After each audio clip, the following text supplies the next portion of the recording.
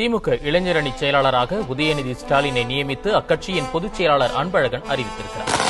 என்னுடைய மகனை பார்த்து பொறாமைப்படுகிற அளவுக்கு அவர் உழைத்துக் கொண்டிருக்கிறார் என்று சொன்னார்கள். இதை நான் சொல்வதற்கு காரணம், உதயநிதியை பார்த்து நான் சொல்லக்கூடிய நிலை வந்தாகணும், வரும் என நம்பிக்கை எனக்கு இருக்கு.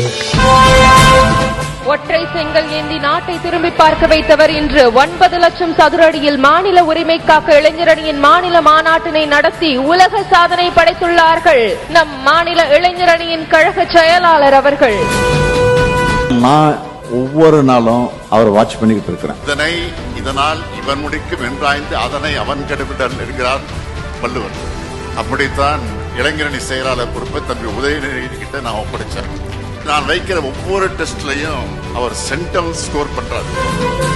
ஏதோ உதயநிதியினுடைய தந்தையாக இருந்து மட்டுமல்ல, தந்தையாக இருந்து மகிழ்ச்சி அடைகிறார், தலைவனாக இருந்து பெருமைப்படுறார்.